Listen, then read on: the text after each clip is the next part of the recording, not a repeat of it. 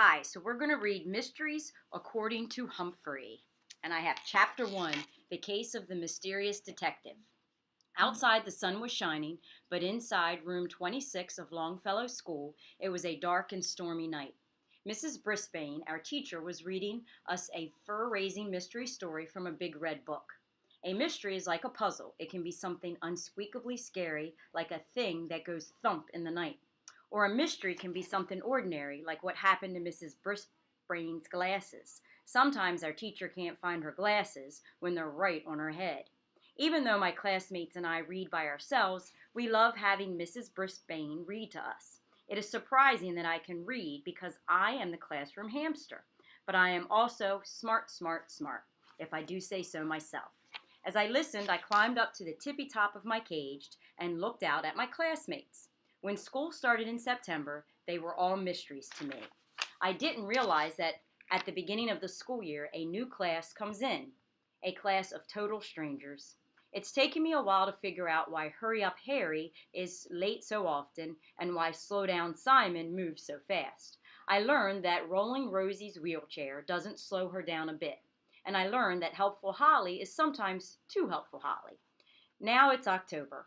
I'm still getting to know some of the students who sit on the opposite side of the room from my cage.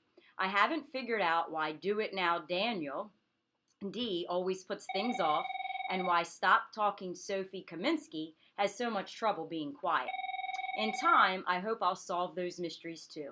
I guess being a classroom hamster is a lot like being a detective. A detective is someone who solves mysteries. The story Mrs. Brisbane was reading was about a detective named Sherlock Holmes, who was one smart human. In his picture on the cover of the red book, he wore a strange-looking hat. Mrs. Brisbane said that it was called a deerstalker hat.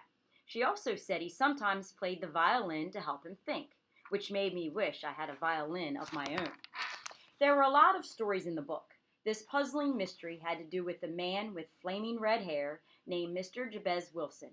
He came to Sherlock Holmes and explained something strange that had happened to him. It started when he saw an ad in the newspaper for a job that was only for a person with flaming red hair. I guess that's why the name of the story was The Adventure of the Red-Headed League. Mrs. Brisbane asked us, why would they only want someone with red hair? Kelsey Kirkpatrick's hand shot up so fast she almost hit just Joey, who sat next to her. Please be careful, Kelsey, Mrs. Brisbane said. So what do you think? Kelsey said, they must be looking for somebody smart. Everybody knows that redheads are the smartest people. My classmates all laughed because Kelsey has red hair. Naturally, she would think red-haired people are the smartest. Mrs. Brisbane laughed too. Yes, Kelsey, some red-haired people are very smart. But I don't think that was the reason. She asked if we had any other ideas. I thought and thought. If the job needed someone smart, I think they might look for a clever hamster like me. Paul Fletcher, whom I think of as Small Paul, had another idea. Maybe they needed someone who looked like someone else, a different person with red hair, he suggested.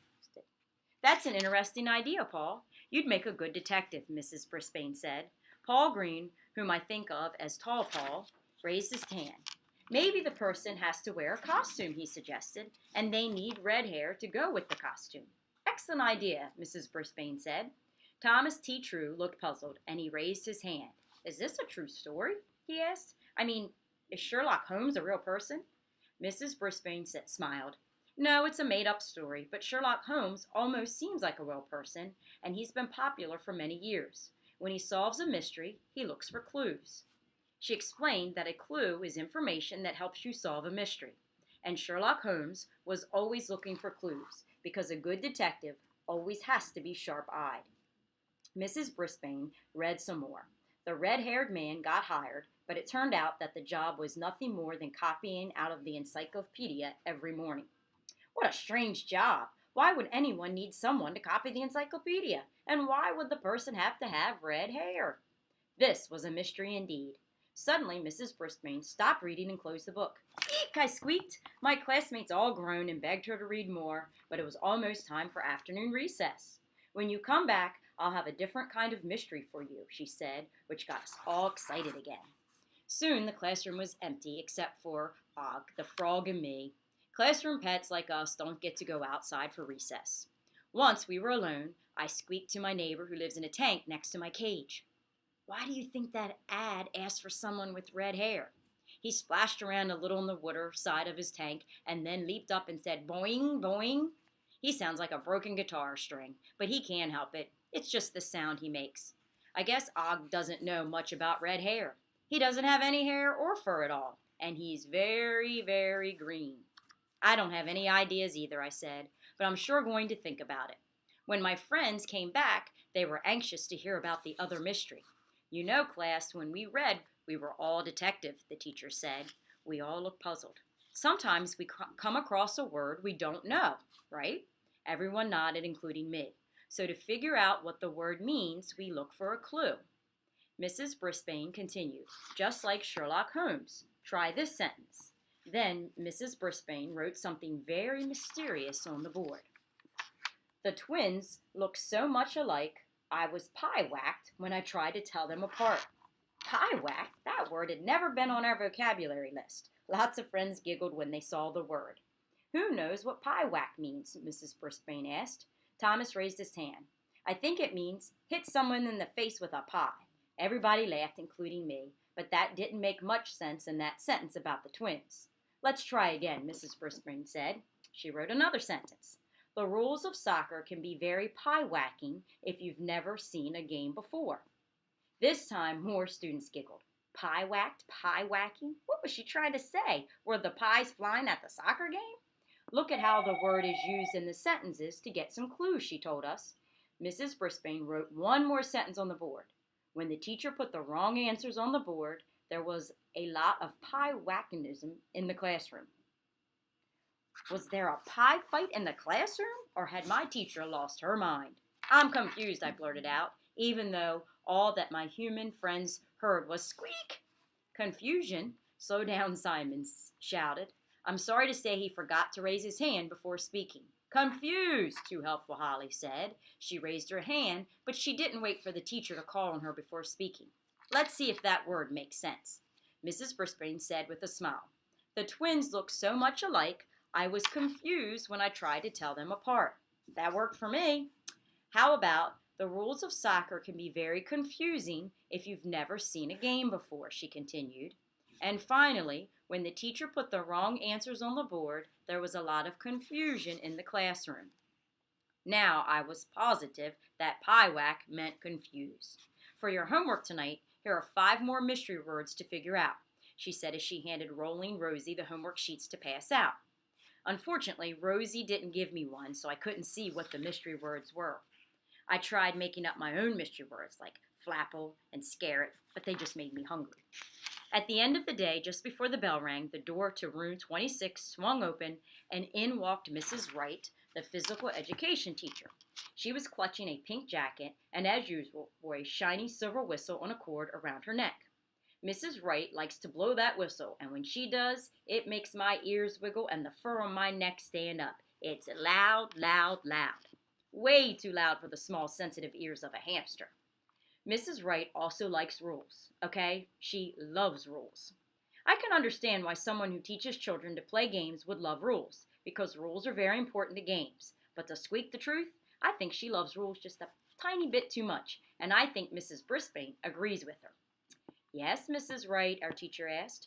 Mrs. Wright raised the pink jacket up high. I believe this belongs to one of your students, she said. Normally I would put it in the lost and found in my office, but her name was inside, and I thought she might need it. It's quite chilly out there, Phoebe Pratt. Poor, forgetful Phoebe looked embarrassed as she walked over to get the jacket. Sorry, Mrs. Wright, she said. Students must be responsible for their belongings, Mrs. Wright said. You'd be amazed at what treasures I have in the lost and found. Thank you, Mrs. Wright, Mrs. Brisbane replied. Mrs. Wright paused at the door, fingered her whistle. I steeled myself for a loud blast, but luckily she walked out the door silently. Thomas T. True waved his hand, and Mrs. Brisbane called on him. Don't go to that lost and found, he said. I went there last year, and it was a scary place.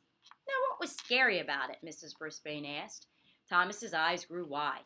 There were creepy things like spiderwebs and claws. I felt a shiver. Some of my classmates giggled. Oh, and a dead snake. Thomas stopped and thought. Maybe it was alive, and I'm pretty sure I saw a severed hand. I felt a quiver. There were gasps and more giggles, and some of my friends went, ew. Mrs. Brisbane walked between the tables toward Thomas. Are you sure that's true? Yes, ma'am, he said. At least that's what I remember. Well, I don't think Mrs. Wright would keep any of those things in her lost and found, Mrs. Brisbane said. Maybe you just imagined it. Thomas thought for a second. Maybe, but I don't think so. Suddenly the bell rang, and my friends jumped up from their chairs. Slow Down Simon was the first one out the door, and my other friends were close behind him. After all my classmates had left room 26, Mrs. Wright came back in. That Phoebe is quite forgetful, she said. Have you noticed? Yes, I have. We're working on it, Mrs. Brisbane said. I certainly figured out that Phoebe had a problem remembering things like homework and lunches, but I hadn't figured out why. All I really knew that Phoebe was that she lived with her grandmother, who seemed like an unsqueakably nice human. Mrs. Wright nodded politely and headed for the door, but before she left, she turned and said, Please try to encourage your students to visit the Lost and Found. It's right in my office inside the gym. I'll do that, Mrs. Brisbane said. Mrs. Brisbane tidied up her desk for a few minutes. Then she wandered over to the table where Og and I live, next to the window.